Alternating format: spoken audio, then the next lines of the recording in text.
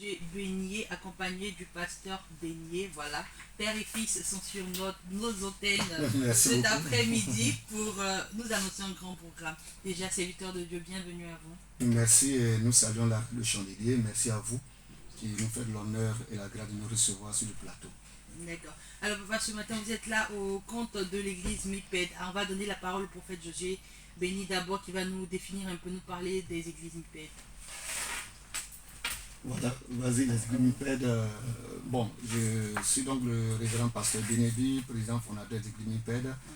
Et nous sommes là spécialement dans le cadre du programme de l'Institut de formation théorique de la MIPED. D'accord. Oui, donc la MIPED. La MIPED, c'est la mission internationale de la prière de l'évangélisation et de la délivrance, située à Pointe-Rouge, et nous avons des succursales un peu partout. Voilà, en Côte d'Ivoire. Et au sein de cette église-là, nous avons l'Institut international de formation théologique et pastorale. Et donc, nous sommes venus là pour annoncer les grands programmes qui nous attendent. D'accord. Voilà. Et il s'agira de... Je vois que le thème de ce grand programme, déjà, c'est les 10 secrets du leadership pour une bonne gestion de l'église. Voilà. On peut en savoir plus. Voilà, ok, mais vas-y, le prophète Béni Josué, voilà. Ok, alors merci à tous les auditeurs, merci à la radio Chandelier qui nous fait la grâce de passer sur ces antennes pour passer ce merveilleux message. Alors, effectivement, nous sommes là pour deux moments importants, deux événements importants. Le premier événement est le séminaire de formation en management de gestion de l'Église. Dans ce séminaire, naturellement, l'homme de Dieu va prendre le soin d'expliquer l'importance de la gestion de l'Église. Parce qu'on sait de façon naturelle que la croissance d'une Église passe d'abord par une bonne gestion de l'église. C'est la raison pour laquelle, durant ce séminaire, il passera 10 secrets du leadership pour une bonne gestion de l'église.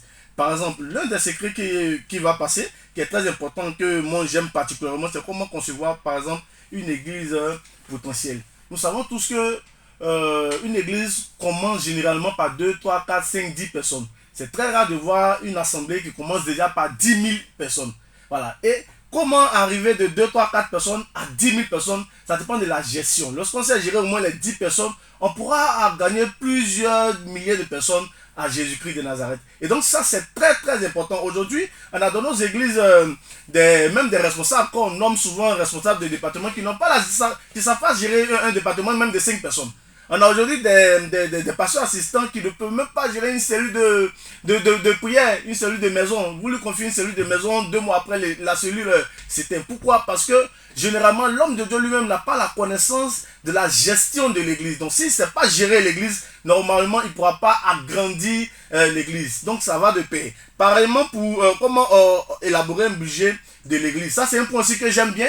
Parce que lorsqu'on parle de budget, on parle de 4 points importants. L'homme de Dieu prendra le soin tout de suite d'expliciter ces différents points. Mais par exemple, au niveau du budget, il y a ce qu'on appelle le budget humain. C'est-à-dire quoi? Dans l'église, il y a forcément des personnes qui sont importantes, qui doivent travailler dans l'église pour l'expansion du royaume de Dieu. Et ceux-là, c'est souvent ceux qu'on appelle des ouvriers. Donc une église qui n'a pas d'ouvriers, moi je connais une église comme ça, une très belle église, mais qui n'a pas d'ouvriers, généralement les hommes de Dieu sont tous à l'église, mais personne ne veut sortir. Lorsqu'on dit, bon, toi tu vas à Danané, il va 1 mois après, 2 mois, il revient, parce que c'est vraiment pas ça. Donc une église qui manque d'ouvriers, naturellement, ne peut pas se développer. Ainsi que le matériel. Par exemple, prenons le cas du matériel. Lorsque la parole de Dieu nous dit, nous devons gagner des âmes un peu partout dans le monde. Mais aussi, il y a l'avènement des réseaux sociaux ou du matériel qui est très important. Ça fait qu'aujourd'hui, tu peux être en Côte d'Ivoire et prêcher et gagner des âmes en Chine, gagner des âmes en Australie, ainsi de suite. Donc tout ça, ça fait partie du budget de l'église. Mais comment élaborer cela? Les cahiers de charges, beaucoup de points sont importants.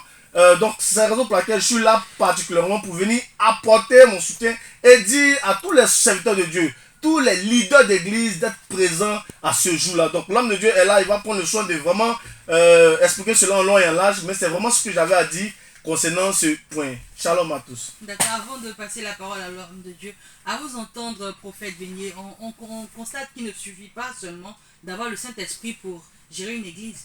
Effectivement. Effectivement, il ne suffit pas. Par exemple, ce matin, Dieu me faisait la grâce de méditer un passage, le Proverbe 13, verset 16, surtout la première phrase qui disait « Tout homme prudent agit avec connaissance.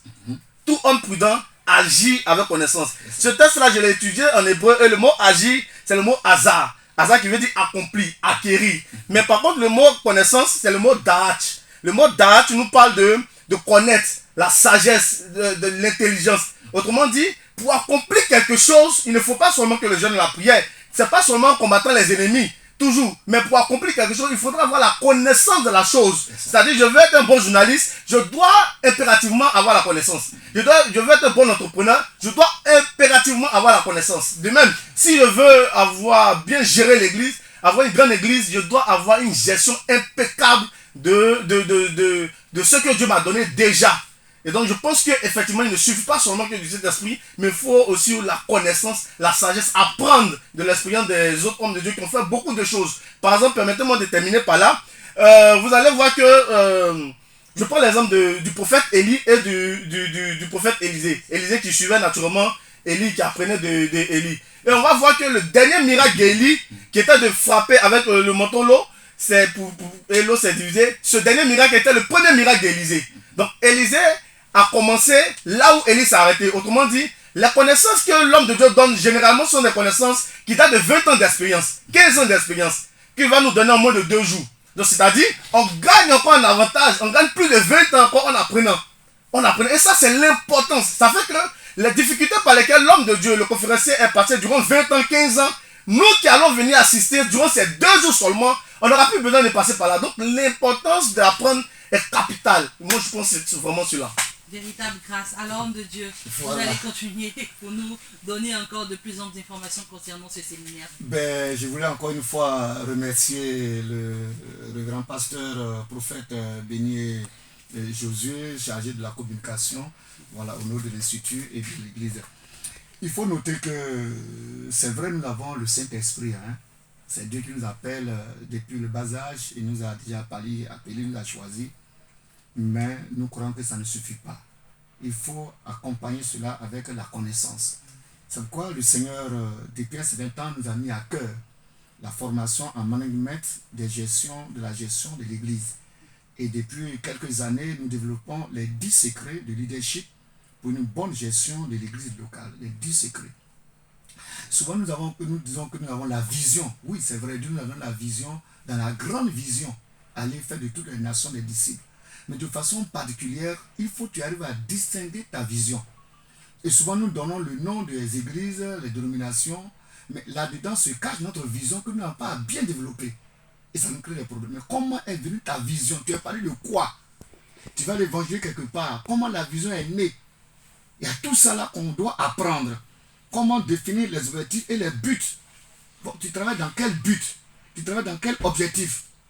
Et puis, pourquoi en fin d'année ou pendant 6 mois d'exercice, tu fasses le bilan de ces activités. Tout ça, c'est les points que nous allons développer, c'est les thématiques. C'est vraiment important. Tout à l'heure, il a parlé de l'église potentielle. L'église commence à 2 à 3. Mais quel est ton projet à court terme, à moyen terme et à long terme? Quel est l'objectif que tu te fixes? Si vous avez, par exemple, l'année a commencé, vous devez planifier un programme. Aujourd'hui, bon, on voit, par exemple, le Saint-Esprit est là. Je me lève, bon, tel jour, programme, hein, et puis on vient. Après, je m'assieds, je regarde un peu. Après, il y a des communiqués à la radio. Bien, la fille dit, bon, moi aussi, il y a tel programme. Non, il faut planifier le programme au début de l'année jusqu'en fin d'année. C'est vrai qu'il peut y avoir des aménagements, c'est normal avec l'Esprit du Seigneur. Mais il faut planifier un programme d'activité. Il faut élaborer un calendrier d'activité. On va prendre un calendrier, dans tel mois je fais ça, dans tel mois je fais ça, c'est les programmations, c'est les planifications. Aujourd'hui, par exemple, il y a des églises qui n'arrivent pas à organiser l'Assemblée générale. De peur qu'on va leur créer des problèmes, les gens vont les blâmer, bon, ils ont peur.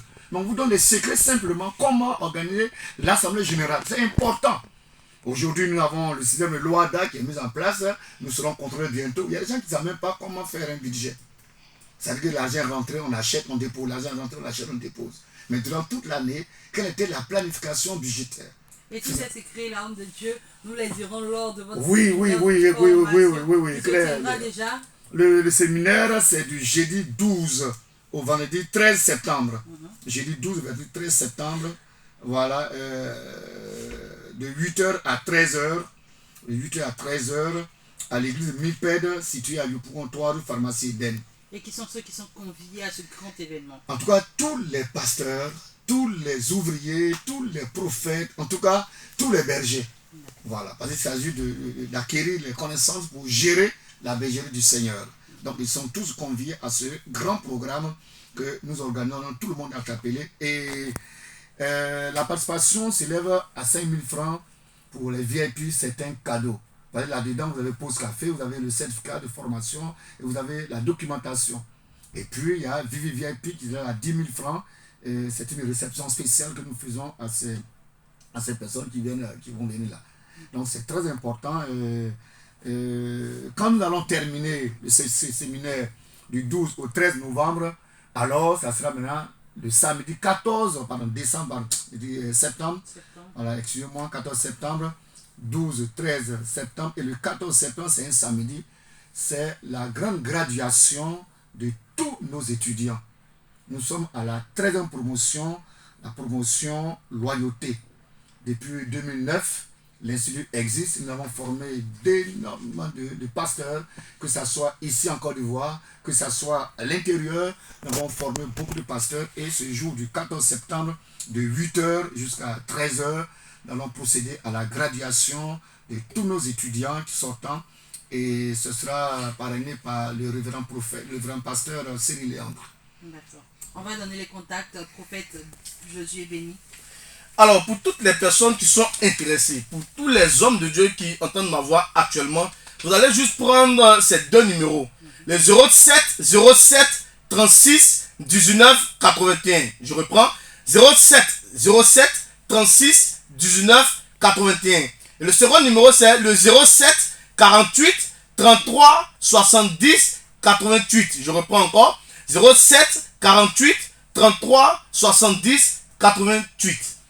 Je voulais juste en une seconde ajouter quelque chose très rapidement au rang de ces programmes. Non seulement ce même samedi 14 septembre, la graduation des étudiants, la remise des certificats de formation récipiendaires du séminaire, et puis intéressant, nous avons des pasteurs que nous avons suivis, nous avons vu leur abnégation, leur façon de travailler, et l'Institut a décidé de les honorer.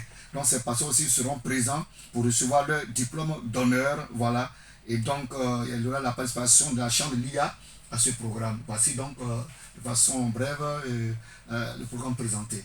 Merci encore au prophète Josué Béni et au révérend pasteur Béni, fondateur de l'église MIPED. Vous étiez là pour nous parler de ce grand séminaire de formation en management de la gestion de l'église qui se tiendra du 12 au 14 septembre 2024 au sein même de votre église au Toit Rouge Pharmacie Eden. Les contacts, le 07 36 19 81 ou encore le 07 48 33 70 88. Merci à vous, serviteurs de Dieu. Merci à vous, pareillement. Merci à vous. À la suite du prophète Béni et du révérend Béni